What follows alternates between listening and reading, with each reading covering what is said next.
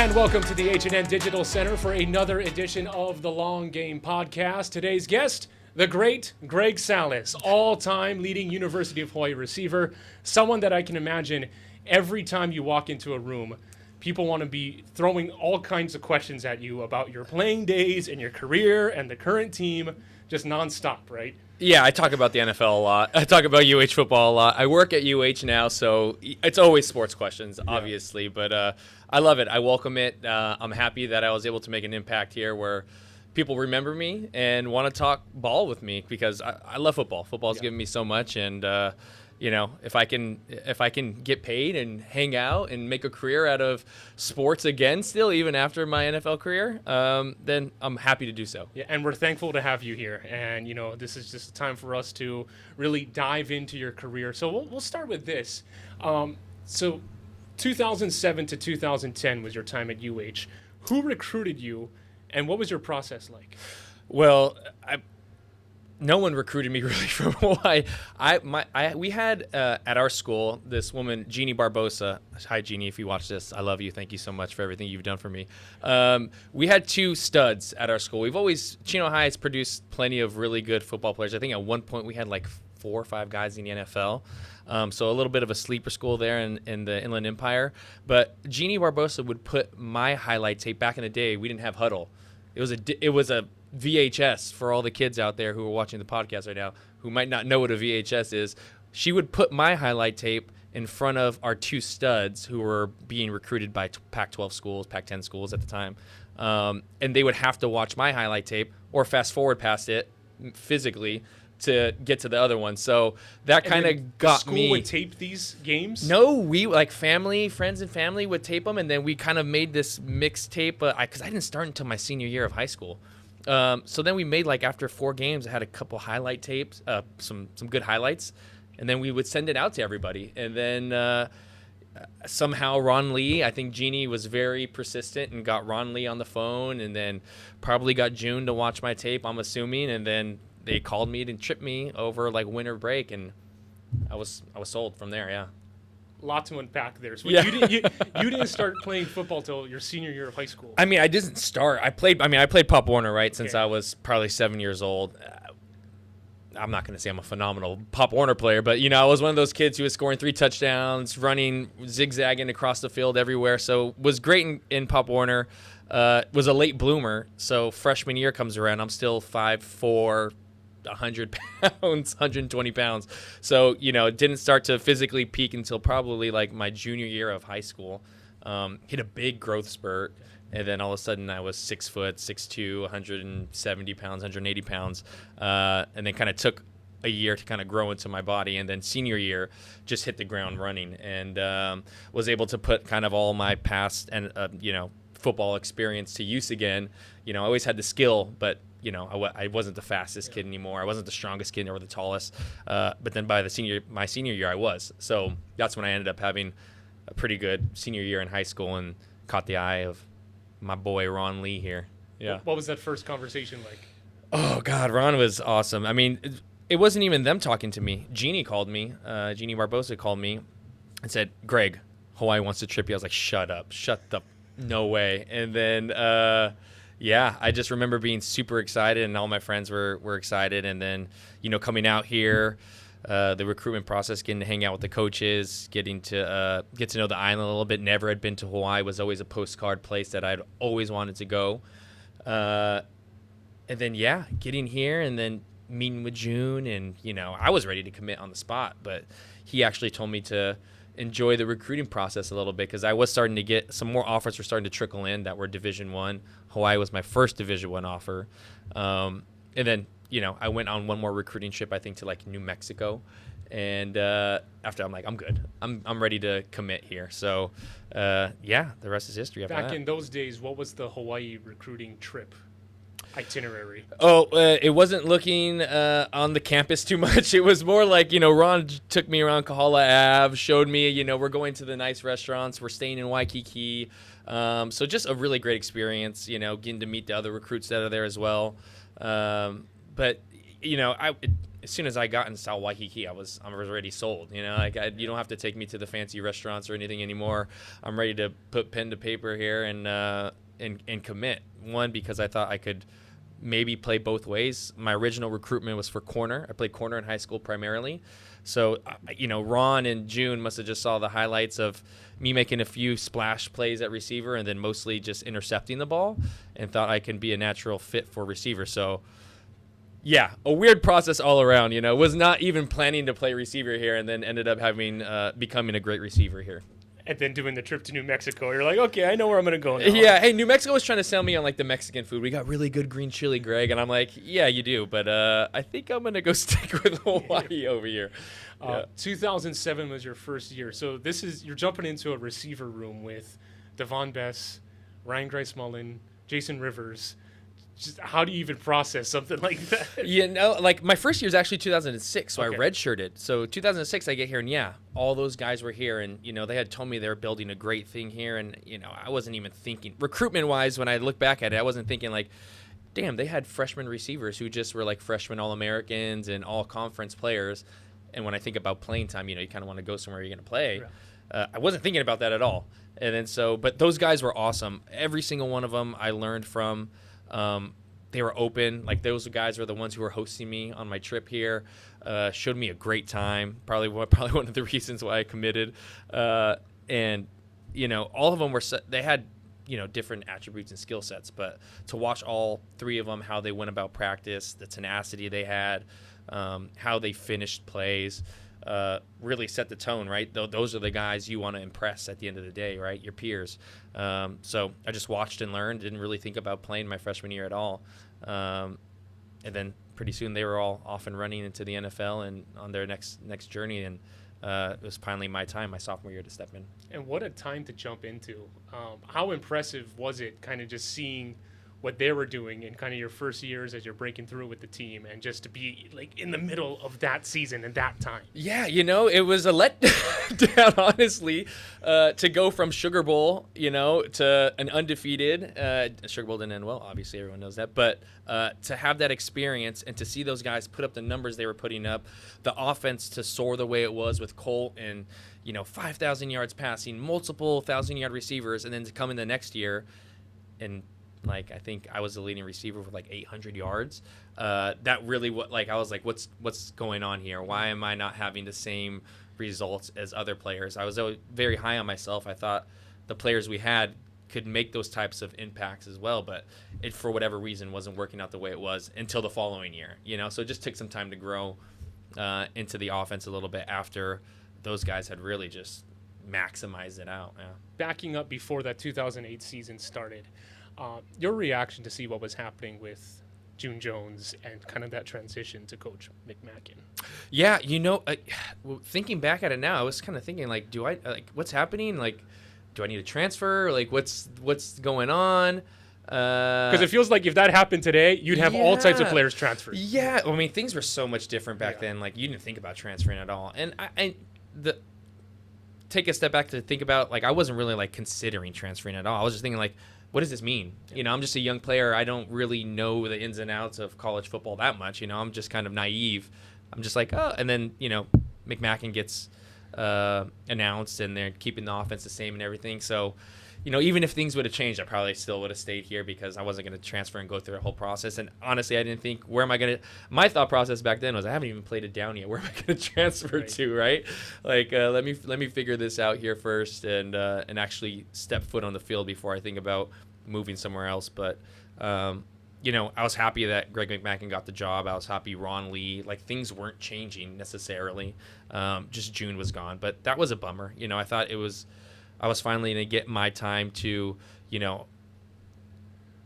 be that guy that June is looking at, talking to, right? Because when you're the starter there, he focused mainly on the starters, right? Not to say he didn't focus on the backups, but that's what you have to do. You have to focus on that nucleus, especially with what they were doing there. But I thought, oh, cool. Now I'm going to be the guy June's talking to all the time. I could be the receiver that can lead us. But for him to move on and for Ron Lee to step in, that was cool. I was happy for Ron for the opportunity he was going to get, and they brought in Rolo and all these other coaches that I absolutely love. So it was awesome.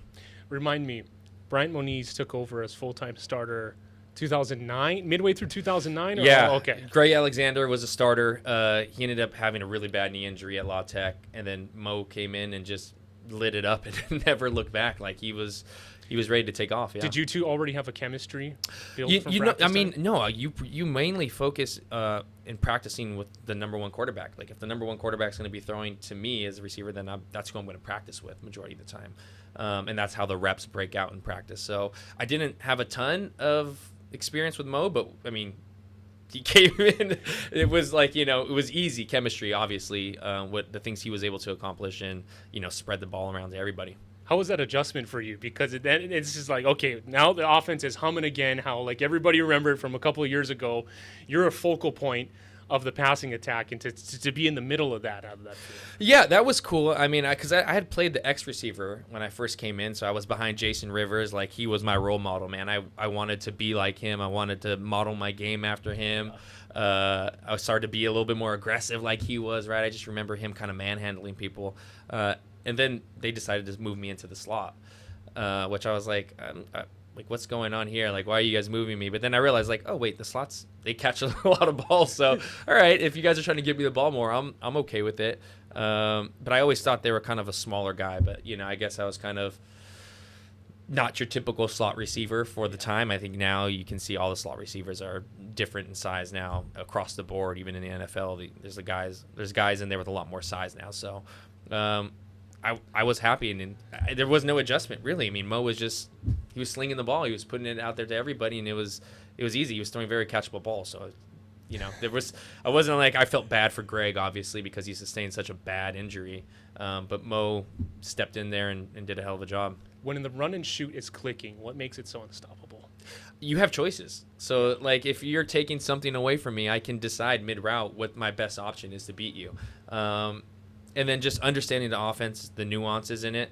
You know what you're looking at, how to get certain people over. I think pre-snap, majority of the time, we knew who was getting the ball already. I can look at it and I can be like, okay, it's zero man, like alert, we're seeing everything. Oh, it's single high, or they're going to move to cover two. So we already knew what could beat those defenses. And, after the first series, we would come back to the sideline and talk to Rolo like, hey, this is what we're seeing. And Rolo was great at listening to us and taking what we said to heart, and then running those plays that we suggested in the next drive. So just a really good relationship with that guy, and it was just, obviously we had some good success with it. More about that. Describe the time. Sum up the time of working with Nick Rolovich and when he was running the offense. He was one of my favorite coaches of all time. Yeah.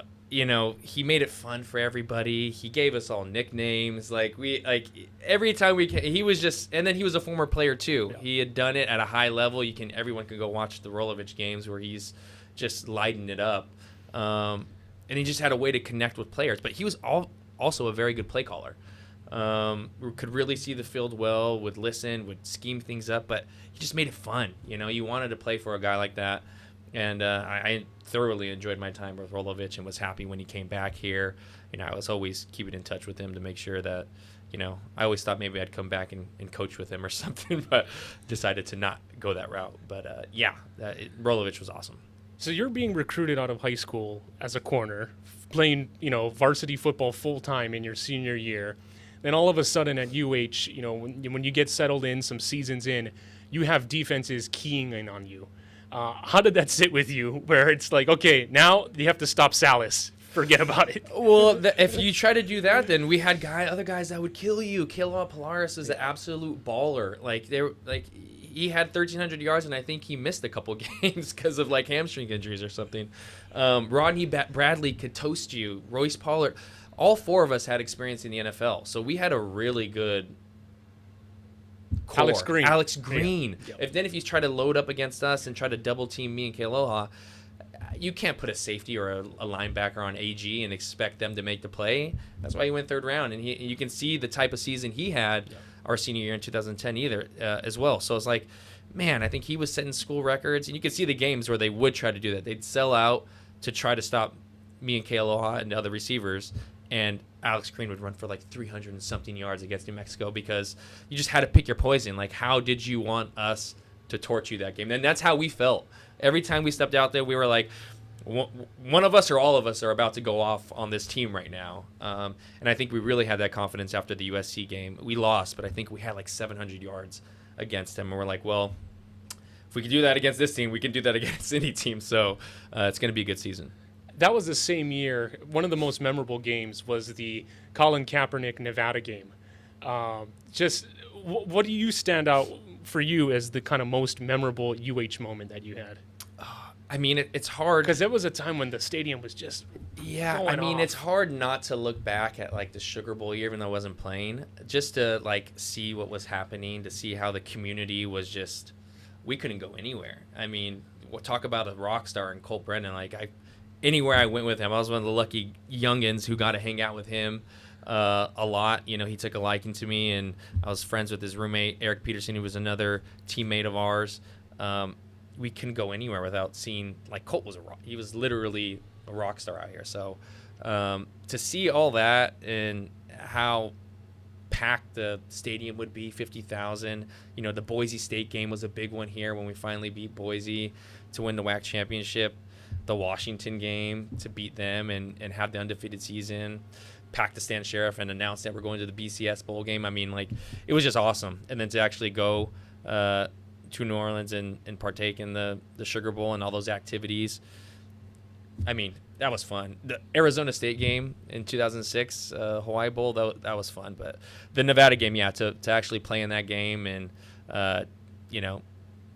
mess up their undefeated season, was a great experience. Going to that 2007 season, I mean, yes, you're committing to a D1 program, but being in the middle of those high stakes games and those nationally televised matchups, did that put on you even more, I guess, in a sense, like a pressure and a responsibility? Like, okay, we have to continue this standard going forward. Yeah, I always think there's pressure, but I mean, that's what you want. You want the pressure. Like, I think as athletes, I think you live for that moment. You dream about that moment. Right? I remember jumping around in my house, imagining I'm making the game-winning touchdown on national television. Right? So that's what you want as a competitor. You want to be in those situations. You would hate to be in a different situation when you're not playing for anything and there is no pressure. So I think pressure just creates great opportunities, and you need it. You need it to continue to grow. You need those pressure situations. So I think that's all helpful. After UH get drafted by the Rams, what was draft day like for you? A dream come true. I mean, how many times have we all seen draft day and you're watching the guys celebrate with their family and friends? Where were you? I was at home. I was at home at my parents' house, surrounded with my family and friends. My girlfriend, who's my wife at the time, Dominique. I mean, finally hear your name called, see it on TV, get the phone call, talk to the coach. Just a big relief washes over you. And then it's like, all right, I'm ready. Next step. Finally, this happened. But a dream come true, like surreal to look back on it, and just like super appreciative and grateful that I was able to experience that. These were the Jeff Fisher Rams. No, they were the Steve Spagnuolo Rams. Okay. Yeah. One of his early years. Yes. Well, I think he had his great years as the Giants defensive coordinator. 07 won a season. Super Bowl, Mm-hmm. And then got the head coaching job at the Rams. Josh McDaniels was my offense coordinator. Great experience. I mean, awesome to get drafted, awesome to hear your name called, to get the phone call, to see your name go across the TV, and then just to celebrate. I mean, how happy everybody was to see my family and friends, and to think like, oh, crap, I actually got drafted from the kid who wasn't playing as a freshman, sophomore and junior in high school, to the kid getting drafted now and doing these awesome things here at University of Hawaii. I don't think anybody would have thought that, for sure. What was your meeting like with Josh McDaniels about, that first moment where, you get to look at the playbook and see how you can be a contributor to that offense? Well, we didn't get to look at the playbook right away because it was a lockout year. So they were able to call us, and that was the only that was the only communication you're allowed to have. So he calls us. He's like, "Look, it's weird right now. We're working with the CBA. Everything's going to get figured out. We love you here, but this is the last time I'm going to talk to you until they figure that out. But don't worry, like, everything will work out." And we didn't have an off season. I didn't have OTAs. I didn't have a rookie mini camp. I had nothing. you went straight into training camp when they finally not hammered out the CBA. So that kind of put the rookies behind the 8 ball, right? Because you don't have that transition period that, as I'm familiar with now, as I have my time in the NFL, like that's important for the rookies to come in to get acquainted. Like you have no idea how an NFL team is ran or what your day is like there and how to be a professional. So, looking back on it now, that definitely puts you in not in an advantage for sure. So that year then, training camp started September. How long did that lockout go? Yeah, no. I want to say training camp was in August. So we were supposed to have the Hall of Fame game. We were supposed to play in that. Okay. I think that got canceled because training camp started late. Right. So all of a sudden, like, you get a call and like, okay, you got to be in St. Louis tomorrow. We're starting practice in a day or two. So that was an experience, I guess. But Sam Bradford was the quarterback at the time, so he got in contact with me. He was doing throwing sessions. We went to Norman, Oklahoma, us in the receiving core, and him in the backup quarterback. So, we were able to have some player-led stuff in the off season, which was nice. But we didn't get that experience to have your NFL welcome to the rookie minicamp, and here's OTAs and all that jazz before the season starts. So we just jumped right into it off the bat. Former players talk about grueling welcome to the NFL moments. Do you have one? Oh, God. I mean, yeah. Getting beat up at receiver, I'd never been jammed so hard in my life by these, men. We're talking, peak prime 27-year-olds who are, bigger, stronger, faster than anybody I've ever gone against in the WAC conference at the time. So definitely, and then playing against Charles Woodson my rookie year was like my welcome to the NFL. It was like my idol growing up. Loved watching him play. Was a huge Michigan fan. Went to the Rose Bowl. Have a Charles Woodson Michigan ball signed by him. Like the whole nine. Watched him play for the Raiders, and then to go out there and like go 1-on-1 with him in Lambeau Field in Green Bay was all time for me. How did that go? Did he say anything to you? Did he address you beforehand? No, he didn't know who I was, right? I was just a rookie. But that was my best game as a rookie. I think I had like 8 catches for like 88 yards. I had a couple catches on him, in man-to-man situations, which I was like, man, I can do it here. So that was also a eye-opening moment for me where I was like, okay, I can compete. I belong here. And yeah, it was just a surreal experience. I was even too afraid afterwards to go up to him and ask him for something. I wanted his wristband or his gloves or something, right? I was like, oh man, I just went against my childhood idol, but I was a little too nervous to go actually talk to him after the game. At that point, how old would Charles Woodson have been? So he was still playing at a high level. I mean, right. I want to say he might have won like Defensive Player of the Year like a year or two before that. And he jams you at the line? He didn't jam me at the line. I got the better of him on a few plays, which, he'll probably say whatever, kid. But I was able to do some good things against him and put some good film out there. Jeez, that's awesome, man. That was the coolest moment for me when people ask me. I mean, obviously, like playing with Tom Brady was cool to see how the Patriots, how they do all their practice, prepare and all that stuff, and to watch him practice and prepare and go out there and beat Tom Brady was also very, very cool. But just a lot of great experiences watching Calvin Johnson play when I was on the line. Like, there's so many good players that I was able to just watch and learn from.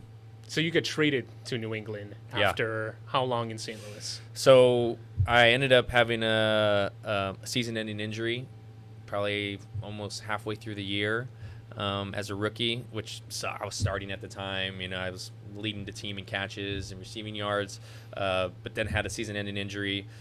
The coaching staff and front office is let go at the end of that year, and then new coaching staff, new front office comes in. And then they traded me at the end of training camp the following year. So which was awesome because I was able to go to the Patriots and be with the team that was, looking for me. They traded for me. Josh McDaniels was my OC there at the Rams. So him going to the Patriots and getting in that situation was awesome. Oh, man. Yeah. Provide some context for us just how difficult it is to stay on an NFL roster and just year in and year out to go through that grind. Yeah, it's tough. I mean, that's why they call it like it's an inside job, like not for long is what the NFL stands for, because I think the average career is probably like 2 years. So you always have a new crop. You always have to constantly prove yourself. they take the best. Like if you're going to be on the roster and you're going to be good, you got to be a contributor. It's difficult to make those 53-man rosters. I think everybody who has played in the NFL understands how big it is just to make the roster, right?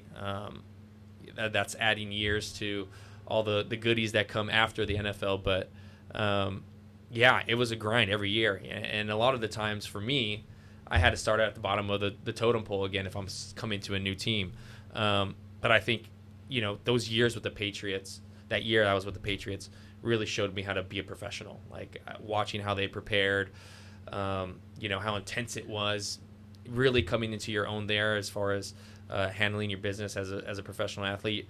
That really showed me a lot. And then every locker room I stepped into afterwards, I knew how to make myself valuable. I knew how to play I would learn to make sure I learned every receiving position there was. I wouldn't want to just be an X. I'll be the X, the Z, the H, the Y, whatever you need me to line up, I can do that. I can play special teams. I can listen to coaching because they'll tell you what they want to see, and then you just go put that on film, and you give yourself a really good chance at making rosters. And that's what I was able to do for 6 years, just keep grinding out roster after roster, make myself valuable, be a contributor. Just unfortunately, injuries always played a part in my career after my major one, my rookie year. The most grueling injury you found yourself playing through? Oh, man. I mean, I've played with a broken wrist, with a broken hand. On the Jets, I was playing, a broken hand. So I had like a carbon fiber cast over my hand. So these fingers were taped up, if you can see, these two. And then I could only catch with these three. So starting at receiver, having to play special teams, tackle, block, all that, practice with just like this, which, helped me catch the ball a little bit better, I guess. Yikes, man. Yeah. So that playing through that was rough. But, injury, no one's ever 100% healthy in football. I think everybody who's played football understands that you're going to play through injury, through pain. Usually the adrenaline helps, and then, you'll feel it afterwards in the locker room. So you got an up-close look at the Patriot way.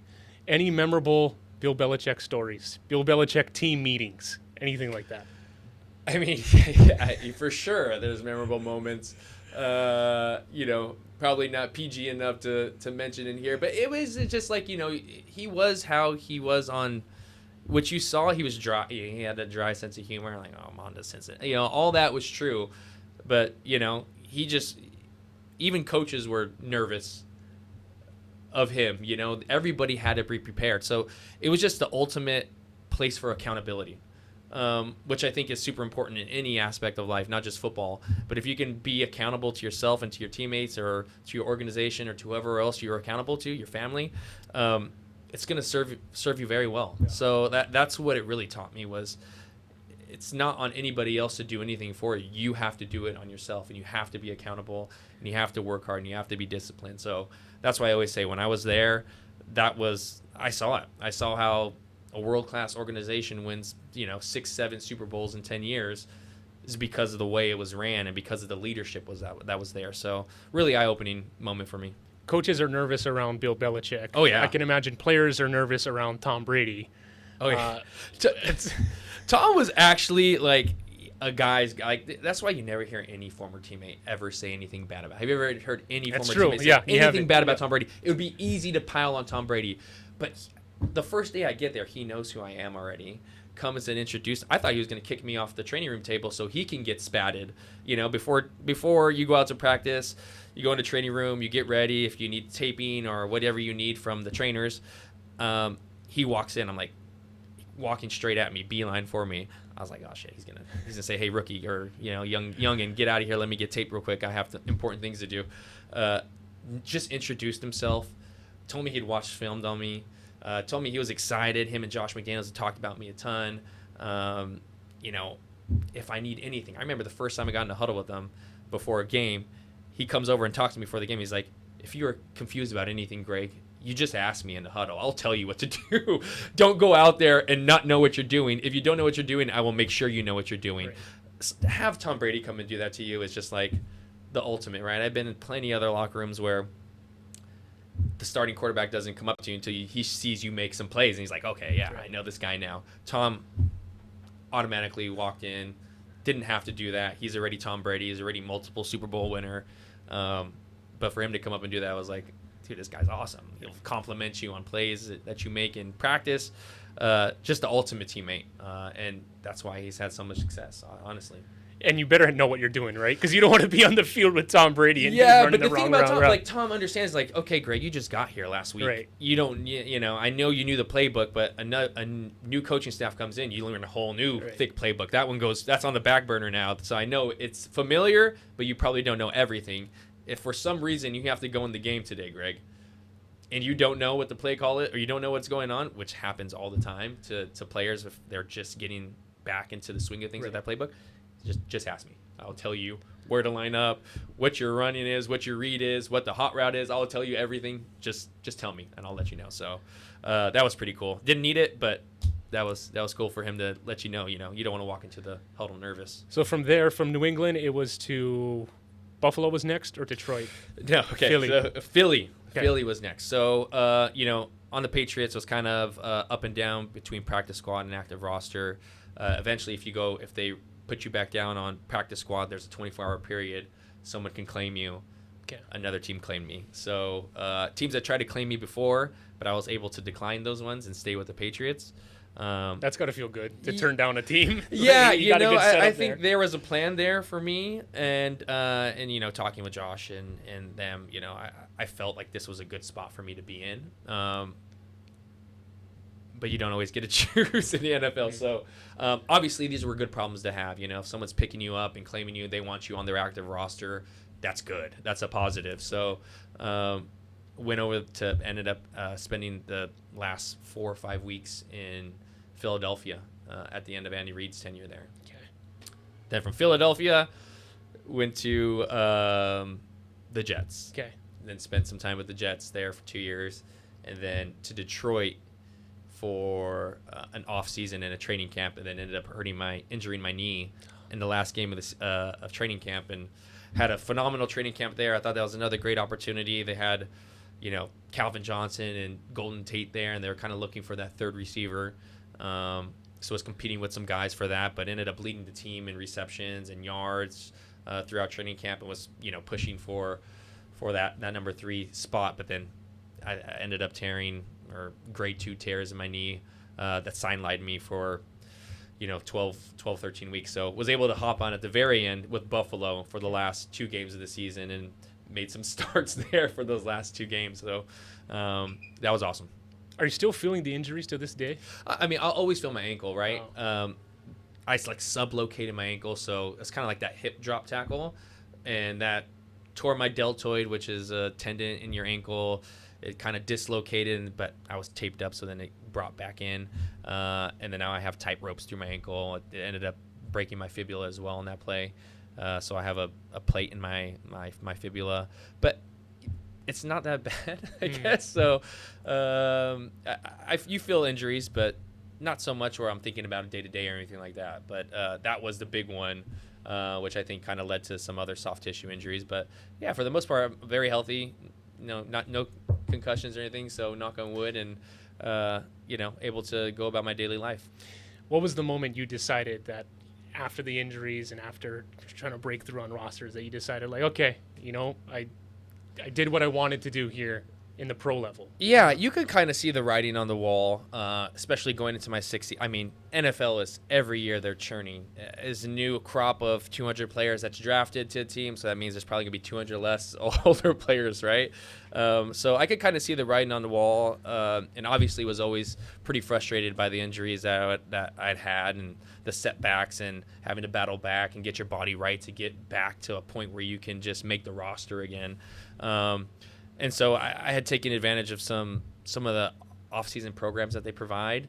NFLPA does a really good job of providing opportunities to go to, like, Facebook. I was there. You get to talk to, you get to go to Wharton School of Business. You can go to the Ross School at Michigan. You can go to Miami. You can do all these personal things that they offer you to kind of get yourself ready for life after football. So after taking advantage of those, I was like, I really need to start thinking about what's next here. And I did. I ended up, you know, taking up the NFLPA's offer. They can send you can go back and earn your MBA at a couple different schools. And I did that at the Kelley School of Business at Indiana University. And it really just started thinking about what's next. Nice. I needed to do something. So I knew football I wanted to be done with football, and not be done with football in a sense like that, but I wanted to plant roots somewhere. I wanted to be somewhere after 6 years of traveling and injury and packing up and moving from city to city. I was ready to be a And you're married at the time. And then was just gotten engaged, and soon to be married to my wife Dominique.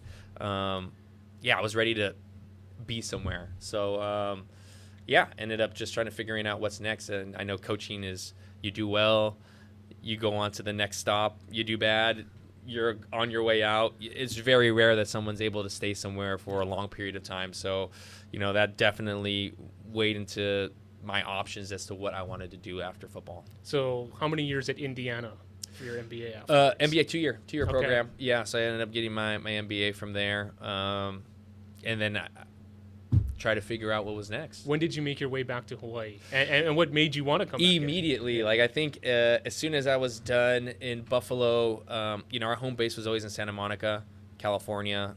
That's where my family's in Southern California. Her brother was there at the time, so a lot of family there in SoCal. But as soon as I was done with football and thinking about what's next, my wife had gotten pregnant. So I was trying to think, okay, like, it wouldn't be bad to I can do school.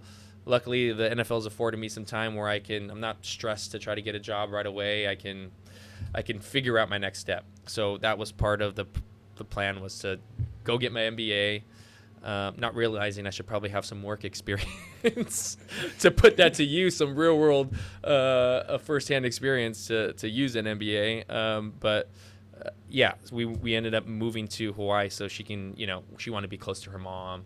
And I figured, I could probably get into something over these next 2 years. Maybe I help train kids, maybe I lean on my football background. So that's really when I just started poking around UH. We moved back, and then kind of fell into the position I'm in now.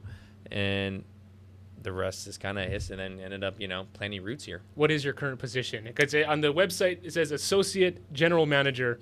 Make that clear for everyone what that is. Yeah, so I'm the Associate General Manager for for Hawaii Sports Properties. So we run the multimedia rights for the University of Hawaii. So we manage all their corporate partnerships. So all the times you see your Heinekens, your financial institutions, your Hawaiian Airlines, your Raising Cane's, all those are handled, managed, negotiated, and fulfilled by our team there. So we take care of that for the University of Hawaii, and that's been awesome to be more on the business side and putting together partnerships and deals for the university. What do you make of how college football is in now? Kind of the era that we're in of NIL, player transferring, the growth of the business aspect of it. I mean, I'm super happy that players can earn a living now. I mean, this is honestly, for a lot of them, I mean, I don't even know the statistics, but it's like less than 1% of all college athletes are actually going to go on to play professional sports.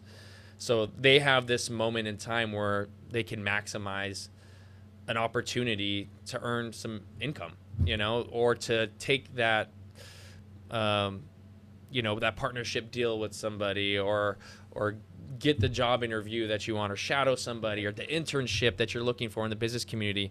Like, they can do all that now, when in the past it was frowned. You couldn't do it. You'd get suspended. You wouldn't be able to play any sports. You couldn't get a free meal. You couldn't, get help to pay for rent that you're going to have to pay in Hawaii, because it's really cheap to live here, right? So, I think I made my living here at UH. I might have had like $1,000 a month, and that had to pay for my rent. That had to pay for food. That had to pay for fun, whatever I wanted to do, right? So the beach was kind of our best friend. But I'm happy that these players can get a piece. I do think there's some aspects of it that are a bit broken.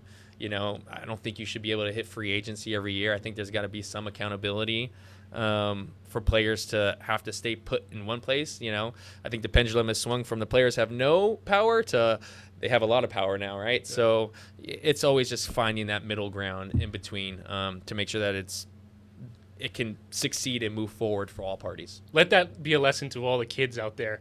Greg Salas, all-time leading UH receiver, was making $1,000 a month. Wait, was it a student job? No, that was just scholarship. So you're on scholarship.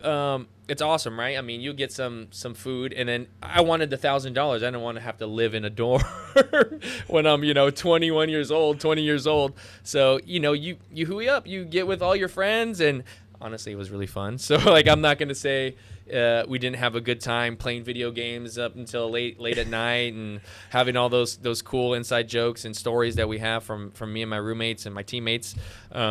That was all awesome. But to see some of these players making like $200, $300, $400, $1 million now, you kind of look back and like, damn, I wish that opportunity was there for me too. So a little salty about it, but not too much. I'm happy that the players get to do what they do now. I was fortunate enough to go on and make it to the NFL and make a career out of that. A lot of these players you might be the 5-star who can get paid right now for a year, and you might have a catastrophe, a season-ending, career-ending injury, and then you never had an opportunity to seize, even though one was available, right? I'm a fan of free markets and letting these guys do what they want to do. So, I think it's a great opportunity for players to maximize their opportunities while they have a chance at doing so. From an X's and O's standpoint, your thoughts on the current team? Are they kind of hitting like year 3 or 4 under? Four under, yeah, right. So are they kind of hitting that spot where the run and shoot? You gotta like what you see. A win against Stanford, and I know Stanford isn't the powerhouse Stanford of Andrew Luck, but he's still there now. He's just in a different position. But that's a big win. I mean, the amount of exposure and the storylines that came out of that win for the university are like you can't pay for that, right? It was a great opportunity for the university to be featured on a national stage. And, Kansai, the story of him coming out of it, Micah playing a really gritty game to really introduce himself to the Hawaii fan base. I think it's got us trending in the right direction as an athletic department. In all honesty, I love all the sports. Obviously, I'm a big football homer, but athletic departments do well when football does well. I think if you look at every big major Division I program, it's a strong men's basketball team, and it's a strong women's basketball team for that matter too, and a strong football team. I think that helps lift all tide. I think that's going to be a great opportunity for us, and I love to see our backup quarterback come in there and do well. Our defense looks great under Coach Thurman. I've had the opportunity to be on the Jets when he was the DC on the Jets, so I know the type of coaching he does, and he seems no nonsense. What he brings here, he's a great guy. He's a players coach too. The players, I guarantee you, ask the players how they connect and how they love that guy. I guarantee you, those are the coaches you play well for. And you can see our defense the past couple of years since he's been here has been a shining spot of ours, right? And I think they'll continue to do that. But yeah, I would love to see Micah get 100% healthy, and I would have loved to seen him light up Sam Houston and light up Portland State and really build that confidence into the rest of the season. He had that last game he had for us last year that gave everybody a lot of hope. But I think actually doing it on Saturdays, there is no substitution for that. That builds so much confidence. I remember the first time I got my 100-yard game, I'm like, that's what it feels like. Yep. That's what I've been searching for. That's what I have to do every game. And it's addicting, having that success on the field. So, I want them to continue to have that success and learn. And that's all part of the learning process, learning how to win, what's expected and how to do it, and how you go about preparing for that throughout the week. And you're someone that comes from the time where you know what it's like when Aloha Stadium is rocking, when you have a powerhouse UH football team, and to see that come back to life again and get revitalized, that's got to be encouraging. I don't think I've ever played, even if the stadium was packed right now, 15,000 strong, I never played in front of a crowd that was only 15,000 ever in my whole entire career here. I think it was like minimum, like 23, 24, 25 might have been a bad game for us because maybe there was a Fiji concert or something going on, and we were playing, like a rough non-conference opponent. Someone, right? I don't want to belittle any schools out there, but a school that's on the schedule. A school that's on us. You guys know who I'm talking about. You guys can connect the dots. But yeah, you don't want to. That was a small game for us then, right? And even then, it was going to be a fun game because we were going to put up 500 yards and we were going to score points, and it's going to be fun for the family. So yeah, I can't imagine what it's like to only play in front of the 15,000 crowd, but when it's 15,000, it's great at TC Ching. It's intimate. There's not a bad seat in the house. It gets loud. And it's what the kids deserve, man. They play hard. They play for Hawaii. They represent the whole entire island. I think I understand, and a lot of people understand when they remember the past, how important, how great it is for the community when there's great sports and athletics being played at UH. The most hostile environment you ever played in, college or pro? Ooh. I mean, Fresno State was always fun to play at. Those fans were rowdy. Pretty sure I had some young 7-year-olds saying some stuff I can't say on the mic here to us and throwing stuff at buses. I got to say probably like the funnest or coolest environment for me might have been like playing against Florida in 2007, and they won a national championship that year. Pretty sure like Cam Newton scored a touchdown on us, but they were like stacked with like first rounders Cam Newton, everywhere. Florida. Cam Newton was playing because, you know, Tim Tebow had already done what he was supposed to do in the game. And yeah, I mean, that one was, going to the Swamp, and like that was my first start, making my first start at the Swamp, and scored a touchdown there as well. That was awesome. Like that's college football. That's big time SEC. Welcome to the show experience for me. So that was always a great one. Most memorable teammate of yours that nobody would want to mess with on the team, on teammates or opposing teams as well. Just the guy no one is going to cross. Oh man. There's a lot of guys you wouldn't want to cross. Oh man, like there's so many guys. Because I remember those practices.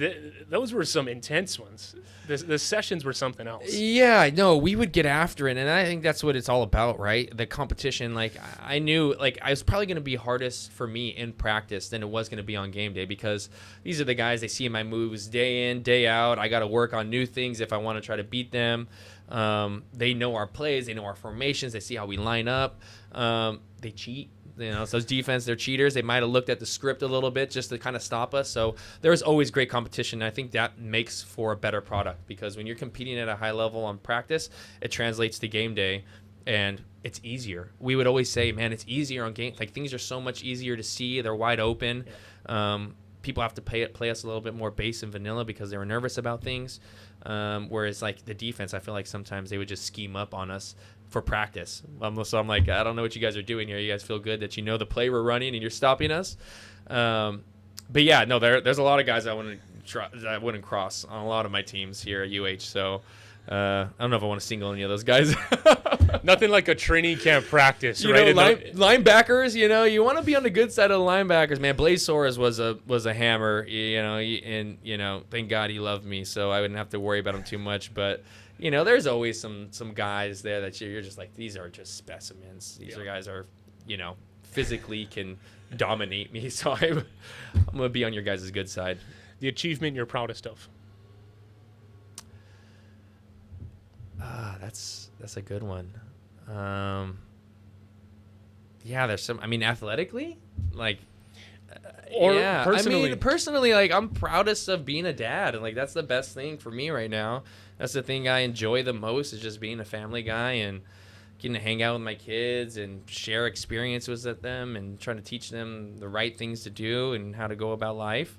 It's just to watch them grow, and like, you know, you created these little humans, and to watch them from babies until eventually they're going to be adults is going to be crazy, you know. But that's probably the most thing I'm proud of, honestly. But you know, looking back athletically, I always look back at my senior year and I'm just like happy and excited and in awe of kind of what I was able to accomplish my senior year here and the numbers I was able to put up. But I mean, obviously getting to the NFL is critical, and then, you know, graduating college was another great moment for me, probably something I wasn't really even paying attention to until I got there athletically. And, you know, and then getting the second degree is obviously one of the proudest moments of my life as well, to go back and do something not because of athletics but for myself, academically. So yeah, I guess I got a lot of things I'm proud of for myself. And it looks like that record's going to stand for a while.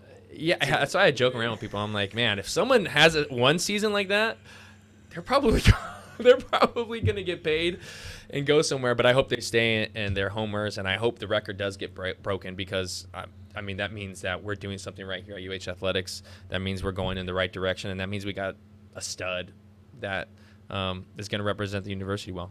It's also even more impressive when you think about how college football has evolved and how it's become so offensive dominant that record has been set years ago already, close to 15 years ago now. Yeah, like when I got there and I looked at what Ashley Lee did, I said, how the hell did he do that? That will never be touched. And Ashley was actually on the as a GM on this team and was able to be there with me and joke around with me as that was happening. But yeah, that was. I look back and I'm like, damn, that was a lot of yards. That was a lot of catches. So I hope that our team is doing that again, though. That's all I want. I want the success for the university. I want the success for the football program. And I want to see the investment in University of Hawaii athletics because I just know how important it is here. I know how important athletics is, what it teaches you, the values, the teamwork, the accountability, the togetherness it brings in the community, the memories that are made. I think that's why you see the NFL. Now you got NFL on Mondays, you got NFL on Thursdays, Fridays, Saturdays. You're going to be on Christmas. Machine. It's a machine because people watch, people care, people pay attention to it. And it's just a way to bring people together. You got people from all different walks of life walking into a locker room together and focusing on one cause, winning a football game. How do we come together, put the best product on the field? So, I just love sports in general. I love what they teach kids, how they can mold kids, how it can really set you on a positive path throughout life. And I think you see that in Hawaii as well. I think we have one of the highest rates of participation in sports. People care about sports. People love sports. Right. So. Finally, the best piece of advice you've ever received. Oh man, do the right thing. Just be a good person, do the right thing. And I don't even know if that's so much advice I received from somebody, like probably my mom and dad hammering that into me. If you do the right thing, then you don't have to worry about anything, right? If you're making the right decision. So, I don't know about the best advice I'd ever received. Maybe even like Coach McMacken saying, hey, work hard this offseason. I think you got a future in the NFL. Look at this as an investment into your future. So take it seriously. But, yeah, I just think being a good person and making the right decisions and choices, you'll leave a good life. Wonderful. Yeah. Perfectly said. Greg Salas, the reason for so many great memories for so many Rainbow Warrior football fans. And so it's great talking with you. Thank you so much. Yeah, no, man, I appreciate you having me on and getting to go down memory lane. Yeah, no, I think you're gonna have a lot of fans queuing up tape here, going back to those. Yeah, let's roll the highlight tape throughout this thing. Can we do that? Have you had moments yet where, because your kids are young, yeah, where you're queuing up highlight tapes for them yet? Oh, I try to. Gosh, any chance I get to kind of relive that a little bit. My son isn't really quite old enough yet. He goes, Daddy, that was you? Now my daughter is starting to understand a little bit, that I did some cool things here at UH because she's 8. My son's 5, so, he's not there yet where he wants to be like, oh, Dad's cool because he played in the NFL. I'm waiting for that to happen. Right. When it happens, it's going to be an awesome moment. Right. And then I'm going to queue up that highlight tape again and show him the record books. But no, now he's, a T-Rex is way cooler or a snake is way cooler than Dad will ever be. So I'm still waiting. They'll understand one day. day. He'll one day, hopefully. If not, he's fine. I don't mind playing second fiddle to Tyrannosaurus Rex. That's cool. Good stuff. Yeah. That was another edition of the Long Game Podcast. Mahalo nui to Greg Salas for joining us. You can find the full conversation every week on the HNN streaming app or wherever you get your podcasts. Aloha.